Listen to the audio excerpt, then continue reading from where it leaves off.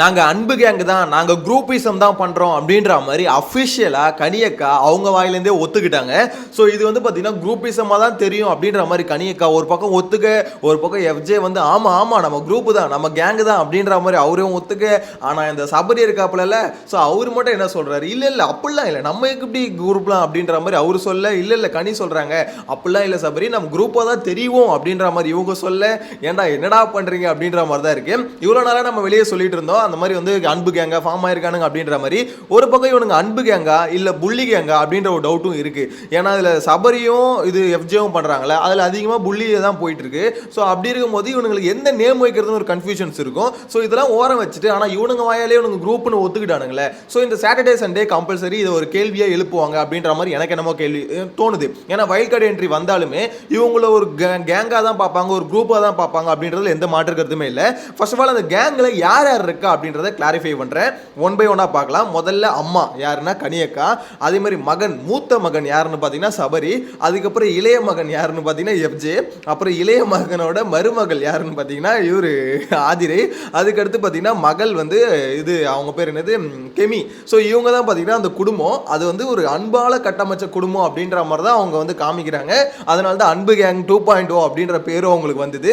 So இதில் வந்து பார்த்தீங்கன்னா மூத்த மகன் இருக்கார்ல சபரி, அவர் மட்டும் நம்ம ஒரு கேங் இல்லைங்க, நம்ம இண்டிவிஜுவலாக தான் விளையாடுறோம் அப்படின்ற மாதிரி சொல்ல, அதுக்கு வந்து பார்த்தீங்கன்னா எஃப்ஜே வந்து இல்லை இல்லை நம்ம குரூப்பாக தான் தெரியும், நீ என்ன சொன்னாலும் நம்ம குரூப்பாக தான் தெரியும். இந்த டிஆர் ஒரு இன்டர்வியூவில் உட்காந்து பேசும்போது அவர் இல்லை இல்லைன்னு சொல்லும் போது பின்னாடி கூல் சுரேஷ் வந்து ஆமா ஆமான்னு சொல்லுவார் பார்த்தீங்களா, அந்த மாதிரி தான் இருந்தது அந்த ஒரு சுச்சுவேஷன். அவங்க பேசுறதை கேட்கும்போது எஃப்ஜே வந்து ஆமா ஆமா நம்ம கேங்காக தான் தெரியும், நம்ம ஆனால் என்ன கேங்காக இருந்தாலுமே நம்ம ஒருத்தருக்கு ஒருத்தர் சப்போர்ட் பண்ணிக்கிறது இல்லை அப்படின்ற மாதிரி இவங்களே சொல்லிக்கிறாங்க.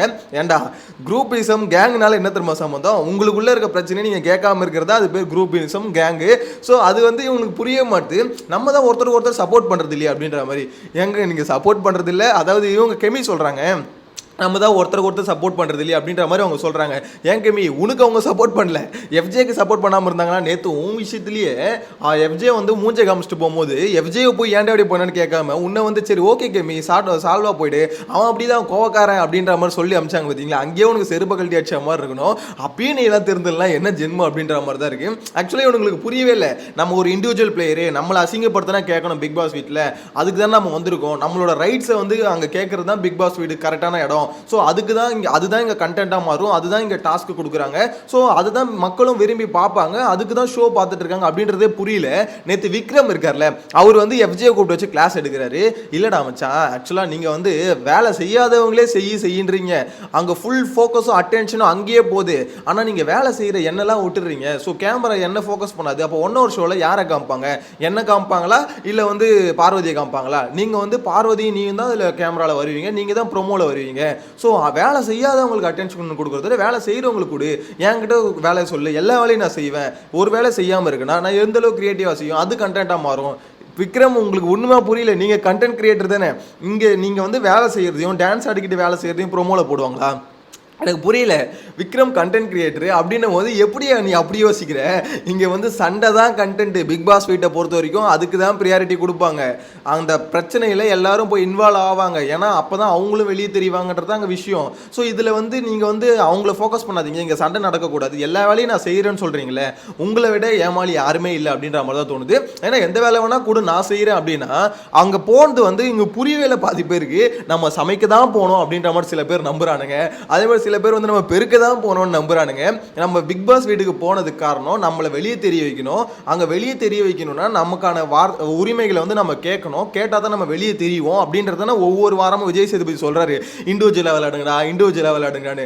இவனுங்களே கேங்குன்னு ஒத்துப்பானுங்களா, அதுக்கப்புறம் அதில் எப்படா இண்டிவிஜுவலிட்டி வரும் அப்படின்ற ஒரு கேள்வி இருக்குல்ல. சரி அப்போ பார்வதி இவங்க கேங் இல்லையா ப்ரோ அப்படின்னு கேட்டிங்கன்னா, ஆக்சுவலாக இது அன்பு கேங்கோ புள்ளி கேங்கோ இது ஒரு பக்கம் விட்டு தருங்க, பார்வதி வந்து கேங் இல்லை, பார்வதி அண்ட் கோ அப்படின்ற மாதிரி தான் சொல்லணும். ஏன்னு பார்த்தீங்கன்னா பார்வதி கூட இருக்கிறது யாரு, ஒன்னு திவாகர், இன்னொன்று வந்து பார்த்தீங்கன்னா கலையரசன், இந்த ரெண்டு சொம்புங்க தான் இருந்தது. நேற்று திடீர்னு ரெண்டு சொம்புமே திருப்பி பொலன்னு பொழந்துருச்சு பார்வதி, அது வச்சுக்கோங்களேன். ஆனால் பார்வதி என்கோன்னு யார் சொன்னா, இங்கே வந்து அன்பு கேங்கில் வந்து பார்த்தீங்கன்னா டெசிஷன் வந்து கனி சபரி இவங்க தான் எடுப்பாங்க, ஓகேங்களா, ஐடியாஸ் அவங்க தான் கொடுப்பாங்க. மற்றவனுங்க என்ன பண்ணுவானுங்க, இந்த எஃப்ஜே இவங்களாம் நம்மளும் அதில் ஒப்பீனியன் வைக்கிறோம் அப்படின்ற மாதிரி இவனுங்களே நம்பிப்பானுங்க. ஆனால் அங்கே பார்வதி என்கோல் என்ன நடக்கும்னா, பார்வதி தான் எல்லா ஐடியாஸும் வைப்பாங்க, அவங்க தான் வைக்கிற மாதிரியும் வெளியே தெரியணும். ஸோ ஃபுல் அண்ட் ஃபுல் அவங்களோட ஒப்பீனியன் மட்டும்தான் இருக்கணும், மற்றவங்களை பேசவே விடக்கூடாது அப்படின்றது பார்வதி அன்கோட ஒரு ஐடியாலஜி. ஸோ இங்கே வந்து ரெண்டுத்துக்கும் இருக்க டிஃபரன்ஸ் தான். இது பார்வதி அன்கோ கேங்னு சொல்ல முடியாது. அது வந்து பார்த்தீங்கன்னா ஒரு கம்பெனி, அந்த கம்பெனியில் எல்லா உரிமையும் பார்வதிக்கு மட்டும்தான் இருக்குது. எப்போ வேணா யாரை வேணா அடிச்சு தோத்துவாங்க, எப்போ வேணா உள்ளே சேர்த்துப்பாங்க அப்படின்ற ஒரு ஃபுல் ரைட்ஸ் பார்வதி கிட்ட தான் இருக்குது. அதனால் அது கேங் சொல்ல முடியாது, அது ஒரு வன்ம குடோன்னு வேணா சொல்லலாம். ஆனால் இந்த சைடில் வந்து பார்த்தீங்கன்னா ஃபுல் அண்ட் ஃபுல் அது வந்து அன்பால் வந்து கனி வந்து கட்டமைச்சிருக்காங்க. ஆனால் எனக்கு ரொம்பவே நேற்று வந்து உண்மையிலே பிடிச்ச விஷயம் தெரியுமா, அவங்க வாயாலே ஒத்துக்கிட்டாங்களே. அதாவது நம்ம வந்து ஒரு கேங்காக தெரியும், நம்ம வந்து ஒரு இதுவாக தெரியும் அப்படின்ற மாதிரி சொல்கிறாங்களே, அது என்னை பொறுத்த வரைக்கும் ஓகே, இப்பயாவது ஒத்துக்கிட்டீங்களே அப்படின்ற ஃபீல் இருக்குது. ஏன்னா சபரி அப்போ கூட ஒத்துக்கவே மாட்டாரு. ஏன்னா சபரிக்கு வந்து பார்த்தீங்கன்னா நம்ம ஒரு கேங்காக தெரிஞ்சு அது தப்பாக போயிடுமோ, அன்பு கேங்காக தெரிஞ்சு இல்லை புள்ளி கேங்காக தெரிஞ்சால் தப்பாக போயிடுமோன்ற ஒரு எண்ணம் இருக்குது, பயம் இருக்குது. அவ்வளோ இருக்கிற சபரி கொஞ்சம் பார்ஷியாலிட்டி பார்க்காம இருக்கணும்ல, புள்ளி பண்ணாமல் இருக்கணும்ல, ஏன் நீ அதெல்லாம் பண்ணுற அப்படின்ற மாதிரி தான் இருக்குது. அதனால தான் சொன்னேன் சபரி ஃபேக்குன்னு. நிறைய பேருக்கு சபரிக்கு ஃபயர் விட்டுட்டு இருந்தாங்க. அதாவது சபரி மாதிரி ஒரு நல்லவன் இருக்க முடியுமா அப்படின்ற மாதிரிலாம். அதாவது வாரத்திலே ஆரம்பிச்சிட்டானுங்க, சபரி தான் வின்னர். புரியலையே, வாரத்தில் அப்படி ஒன்றும் ஒரு கிளிக்கவே இல்லையே, அதுக்குள்ளே என்ன சபரிக்கு முட்டு கொடுக்க ஆரம்பிச்சிங்க, நல்ல காசு வாங்கியிருப்பீங்களோ அப்படின்ற மாதிரி தான் எனக்கு அவனுங்கெல்லாம் பார்க்கும்போது தோணுச்சு. ஆக்சுவலாக ஒருத்தர் ஏதாவது பண்ணி உண்மையிலேயே மக்கள் மனசில் வந்து இடத்த பிடிச்சி அதுக்கப்புறம் உனக்கு முட்டு கொடுத்துருந்தா கூட ஓகே, ஓரளவுக்கு நம்பக்கூடிய விஷயமா இருக்கும். வாரத்திலே ஒருத்தனுக்கு இந்த அளவுக்கு முட்டு கொடுக்குறீங்கன்னா அங்கேயே கிளியராக தெரிஞ்சு போச்சு எவன் யார்கிட்ட காசு வாங்கிருக்கீங்க அப்படின்ற மாதிரி.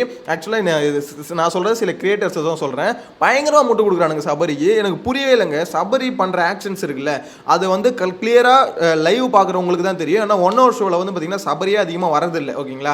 எங்கேயாவது பிரச்சனை நடக்கும்போது உள்ளே வந்து அந்த பிரச்சனையை சால்வ் பண்ணுற மாதிரி இருக்கும், ஆனால் அவர் சால்வ் பண்ணல. ஆக்சுவலாக நேற்று கெமி பிரச்சனையில் கூட வந்து, கெமி உனக்கு வந்து நான் ஒரு விஷயம் சொல்கிறேன், நீ வந்து ஒரு சமைக்கிற விஷயத்தில் வந்து கரெக்டாக இருக்கணும், மற்றவங்களுக்கு சாப்பாடு போடணும்னு நினைக்கிறியா இல்லையா, அதுக்கு மட்டும் ஆமா இல்லைன்னு சொல்லு அப்படின்னுவாரு. அதாவது இவர் ஜட்ஜி மாதிரி வந்து கேள்வி கேட்பாரு, அவங்க வந்து ஆமான்னுவாங்க. ஓகே ஆமானா நீ போய் சமை அப்படின்னு. டேய் நீ வந்தது எதுக்கு, எஃப்ஜேக்கும் கெமிக்கும் நடுவில் இருக்க பிரச்சனையை சார்ட் அவுட் பண்ண வந்தேன். அப்போ சால்வ் பண்ண வந்தேன்னா அப்போ அவங்க சாரி கேட்க சொன்னாங்கன்னா எஃப்ஜியை கூட்டு வந்து சாரி கேட்க வைக்கணும்.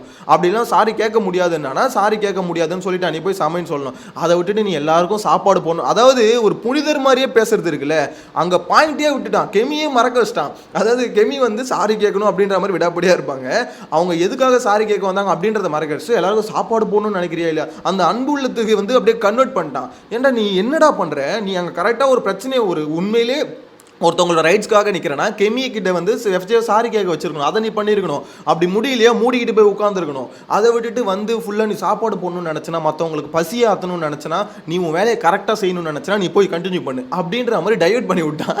என்னை பொறுத்த வரைக்கும் அங்கே அதுதான் ஃபீல் ஆச்சு. எப்பா சபரி உனக்கு பயங்கரமான டேலண்ட் இருக்குடா, அதாவது எதுக்கு பேசுகிறோம் ஏன் பேசுகிறோன்னு தெரியாமல் ஏதோ ஒரு பிரச்சனை இல்லை ஏதோ ஒரு பாயிண்ட்டை பேசி அவங்களே மறக்கடிச்சு திருப்பி அவங்கள பழைய வேலையை செய்ய வச்சிடறா அப்படின்றது எனக்கு நேற்று தான் புரிஞ்சுது. அதனால தான் சொன்னேன், இவர் வந்து எப்படி சொல்கிறது, இவர் ஒரு புனிதர் அப்படின்ற மாதிரி நிறைய பேர் சொல்றாங்களா, எனக்கு என்னமோ அது அப்படிதான் தோணுது. ஏன்னா வார்த்தைகள் எல்லாமே அப்படிதான் இருக்கும், ஒரு மாதிரி சிரிச்சா எப்படி மூஞ்ச சிரிச்சா மாதிரியே வச்சுக்கோங்க அப்படின்னு சொல்லுவாங்க பார்த்தீங்களா, அது வந்து சபரி கிட்ட தான் கற்றுக்கணும், பயங்கரமா சிரிச்சா மாதிரி தான் வச்சுக்கிறாருன்னு வச்சுக்கோங்களேன். எனிவேஸ் என்னை பொறுத்த வரைக்கும் அன்பு கேங் வந்து அவங்களே அஃபிஷியலாக ஒத்துக்கிட்டது ஓரளவுக்கு ஒரு நல்ல விஷயமா தோணுது. விஜய் சேதுபதி இதுக்கப்புறமாவது அந்த அன்பு கேங்கில் இருக்க மெம்பர்ஸ் எழுப்பி ஏன்டா இதெல்லாம் குரூப்பாக சேர்ந்து விளையாடுறீங்களே இதெல்லாம் கரெக்டாக இருக்கா அப்படின்ற மாதிரி ஒரு கேள்வி கேட்கணும், இல்லைன்னா உங்களுக்கு கண்ட்ரோலே பண்ண முடியாது. இன்னொரு விஷயம் சொல்லவா, இந்த வாரம் ஆதிரை வெளியே போகிறது கொஞ்சம் டவுட் தான் தோணுது, அது ஏன்னு அடுத்த வீடியோவில் சொல்கிறேன். Bye by.